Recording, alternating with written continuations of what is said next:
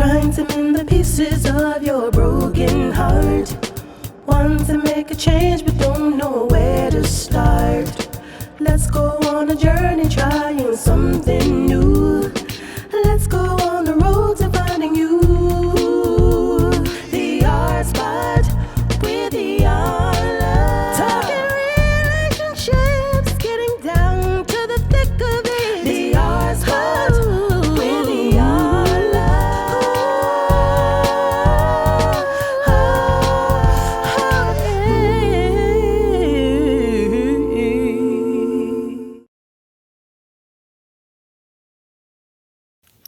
Welcome to the R Spot. If you are joining us, then it must mean that you have a desire to create or improve loving and lasting relationships in your life. Well, that's our intention here at the R Spot, to share with you thoughts and information that can and will support you in improving every relationship in your life. Now, while we usually talk about intimate, loving relationships, the principles and practices that are shared here will support you in all of your relationships. Now, today's topic is one I think many can relate to. How do you recover when a long-term relationship ends? I mean, let's face it, relationships do end. Some fall apart. Others die a long, slow death until someone gets the nerve or the courage to leave. Then there are those relationships that just erupt once too often and one or both parties just runs for the hills. Then there are those that end by natural causes, like a dear friend of mine who just lost her husband of 30 years to a sudden illness. And no matter what the cause or reason, when a long-term relationship ends, you will need time to heal and recover. And when a relationship of some length is over, it feels like a death.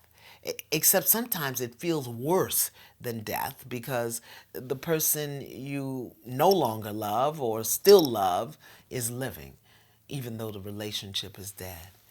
The issue is, how do you recover? How do you rebuild your life, yourself, and your relationship mojo after you spend 10, 20, or 30 years with one person? So let's start here. Acceptance. Yes, you and your significant other might get back together, but if you spend time fantasizing about that idea, or if you run the risk of deeper hurt and even more disappointment, you have to accept that the relationship is over before you can truly move on, and you must believe that you can recover. Many people I've talked to, particularly those who lose their partners to death, seem to believe that the way to honor the relationship that they had is to stay by themselves and remember the love they had and lost. Now, as with any loss, when a long-term relationship ends, you must give yourself time to grieve and heal. But people often mistake grieving and mourning. See, grieving is the natural process that takes you through time into a new way of thinking and feeling on the other side of a loss. But mourning is a state of perpetual remorse where you believe that because of what you lost, you will never, can never have anything like that again.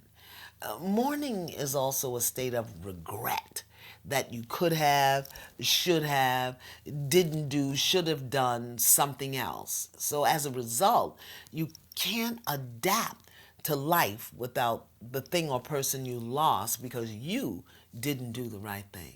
Now, grieving and healing requires that you share your thoughts and feelings about the loss so that you can adjust your mind and heart and spirit. And without this sharing, chances are you'll get stuck and stay stuck in mourning. So what does that mean? In order to recover when a long-term relationship ends, it means you must talk about your experiences and your feelings about your experiences.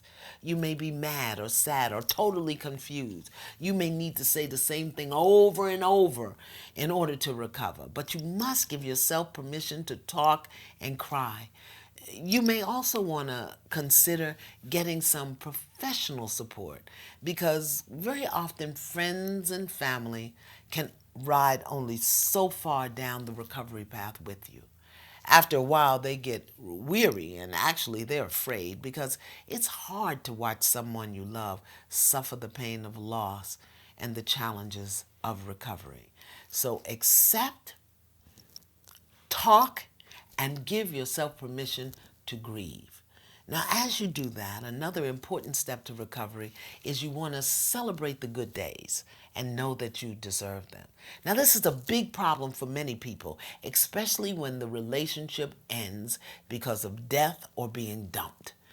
There's this strange thing that happens to many people where they think that because they lost the love of their life, they should never and can never be happy again. Or that somehow to be happy again disrespects the person and the relationship they had. I've been there and I've done that. And what I learned is that the best way to honor the person you lost is to honor and take care of yourself. Staying by yourself doesn't honor the person. Refusing to laugh or talk or have fun doesn't honor the person or the relationship you had. Now, you may experience some of this early on, but you must also find ways to do little things that bring you some semblance of normalcy back into your life. If you eat for the first time after not eating, celebrate that. If you laugh, celebrate. If you feel good about the sun shining, celebrate. And then find ways to recreate some of those little things that make you feel good every day. When you're in recovery from the loss of a long-term relationship, you must find things to celebrate. Next, now, you shouldn't rush yourself, but you must remove from your environment those things that remind you of the person, particularly if the person has transitioned to the afterlife. You may want to remove pictures just for a while. I mean, you can put them back up later on. You have to remove their clothes and shoes from your living environment because those things hold energy. And again, if you pack them away, you can always go back and get them later on if you choose to. I know when my daughter passed, I tried to hold on to her car.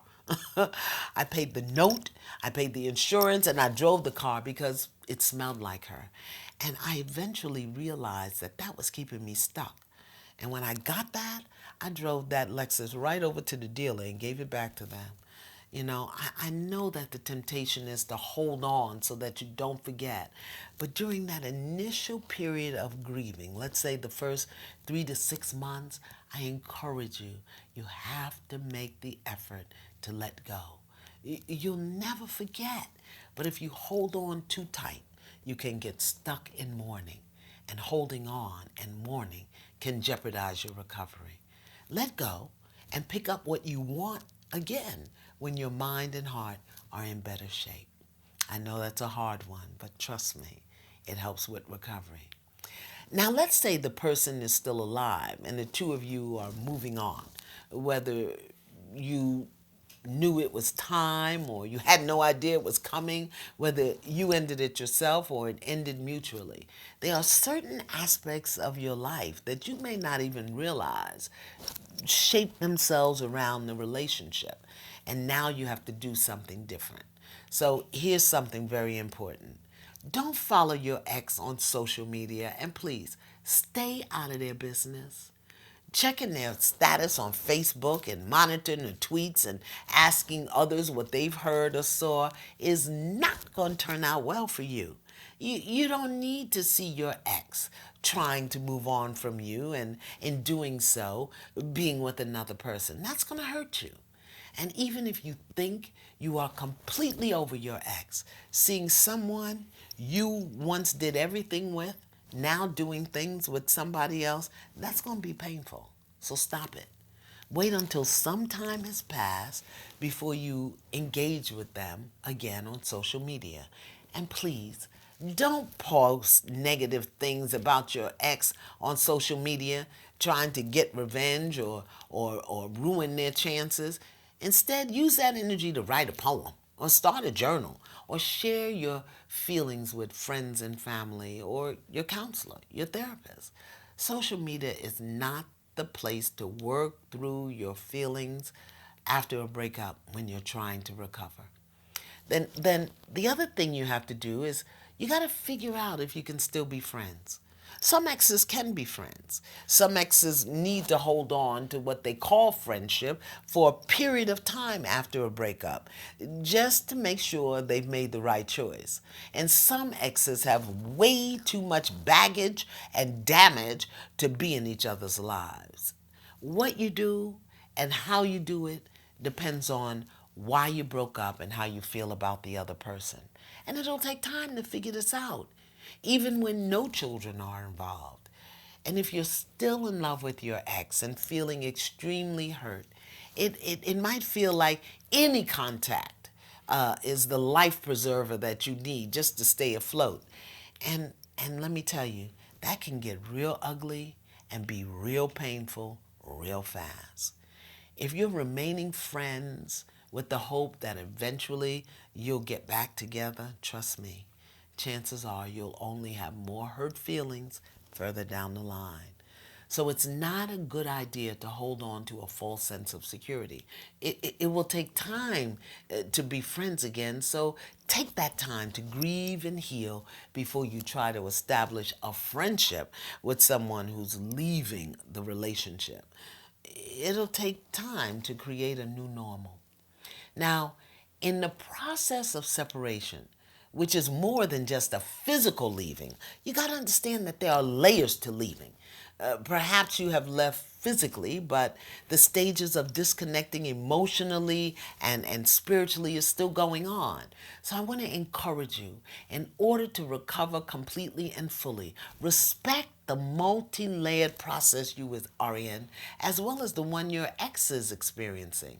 Now, because you need to separate on all levels before your heart can heal and your mind can be clear. So be cautious about pushing the friendship thing too far or too fast. This also means that you want to establish boundaries and guidelines for communication, whether it's through unplanned communications or deliberate contact. If you have lives that are entwined, whether it's children or business or money, this becomes even more important for you to discuss and agree on the terms of communication if you know you're going to be bumping into each other. And please do it before it becomes an issue. Respect your partner's desire for no contact. And if that's what you want, be sure to communicate it. If you want minimal contact or agreed upon forms of contact, respect what your partner is requesting. For example, you may say, let's have a cooling off period of 30 days with no face or voice contact. Or you might decide that major issues can be handled through email or texting, but limit them to something like once a week. There's no one size fits all formula for what kind of contact or non contact you might have, but chances are less is more. If you don't have children or business matters, if you're not in any kind of partnership, create guidelines and follow those guidelines to give yourself a chance to grieve and recover. And when you're in the midst of a breakup, please handle all communications with respect and decency. Here's a hard one. Do the things you love, even if you once loved doing them as a couple. Now, whether you and your ex used to walk together or go to concerts or travel the world, you must let yourself know that you can still enjoy those activities without the other person. You don't need to depend on the other person the way you previously did or have grown accustomed to. You may remember doing things with that person, and now you've got to learn that you can do them alone. Slow, but do them you must. Now here's my story.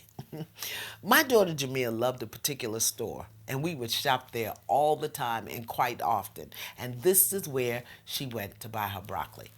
Now, After she passed, it took me almost 2 years to go into that store. And when I did, I walked in the door and the first thing I saw was broccoli. Being misted by that fine sprayer, let me tell you, I lost it.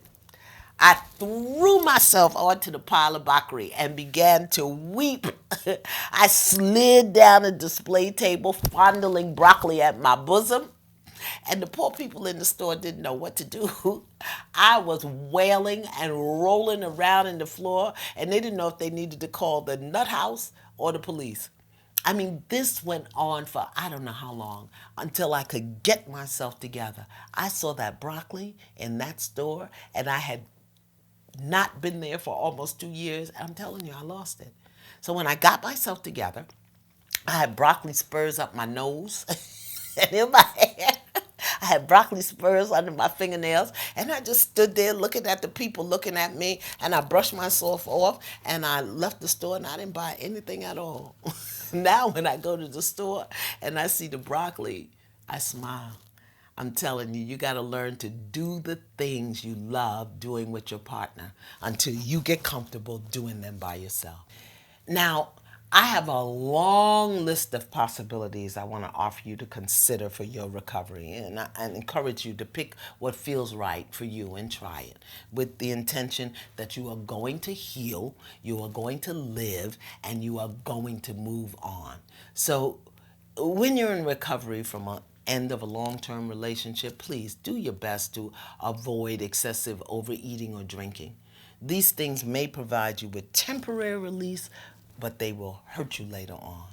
This is also an opportunity to reconnect with family and friends. You see, because a relationship takes time, and these may be people that you haven't seen in a while. So use your recovery time to connect, because these are people who can also support you if you're grieving and need to talk to someone. The other thing is join an organization or a group. Go acquire a new skill. Go study something that you've been saying you wanted to study. Do something new that makes you feel productive and creative and opens you up to things you didn't know about before. You can also use music and movies to distract yourself. Go to a concert. Go see a film. Even better, listen to the music and the movies that your ex didn't like. You'll fix them. Get a makeover. How about a new hairstyle? How do y'all like my summer wash and wear hair? I had to do something because that other stuff was working. It was hard to work with. Get a makeover, a new hairstyle, a new wardrobe, a new workout regimen, something that'll make you feel attractive again.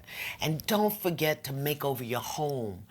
Get new bedding, rearrange the furniture, and release anything that may keep you stuck in remembering your ex. And please avoid a rebound relationship or something in someone just to give you a few thrills. Instead, try to meet new people and just see what happens. It may take time. You may still be upset over your previous relationship ending. But once you open yourself to taking care of yourself, you'll open yourself to new possibilities and you will recover from a long-term relationship. Finally, please seek professional help if your depression becomes chronic.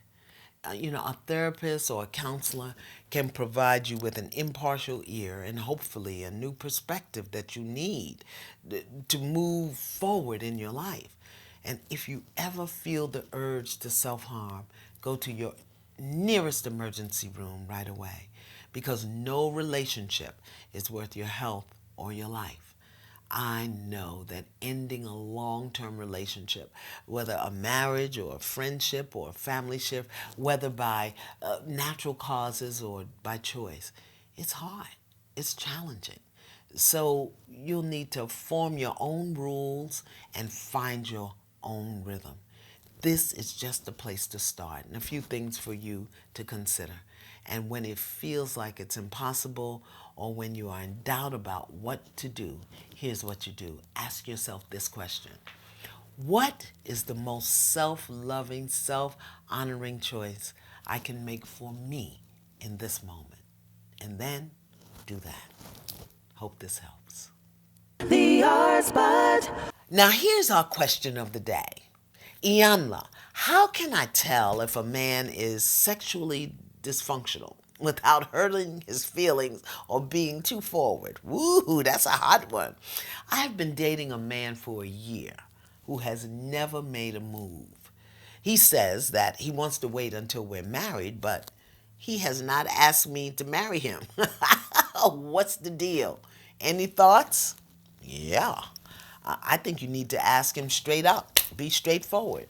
You want to make sure that all of his parts and pieces are working before you sign a contract to spend the rest of your life with him. So try this quietly, sweetly, as gentle as you can. You want to say, "My love, I am so willing to wait to be intimate with you, but I'm just wondering if your equipment is in good shape. Can you show me how it works, please?"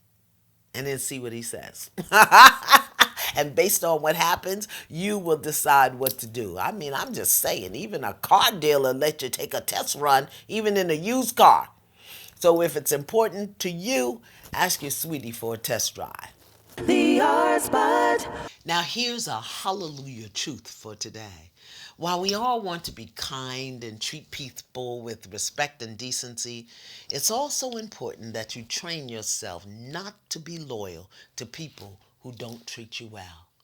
Be mindful to protect yourself mentally, physically, emotionally, and spiritually from energy vampires and emotional rapists who will make you feel guilty about how they treat you. Remember, your first priority is you. So take care of your mind, your heart, and your spirit, and require everyone else to do the same.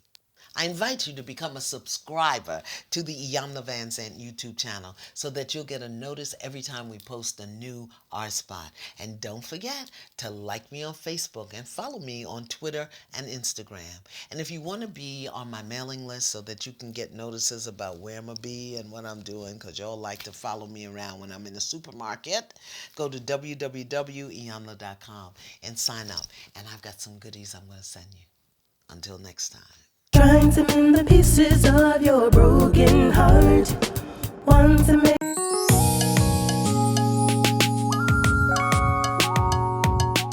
Blessings to all of you sister women out there who are wondering how you can get to do some work with me. I want to encourage you to sign up for the Wonder Woman Weekend now. This year, Wonder Woman will be held October 27th through the 29th in Bethesda, Maryland. But I want you to begin registering now so that when you get to the final hour, you'll be all set and ready to go. Now, what exactly is Wonder Woman?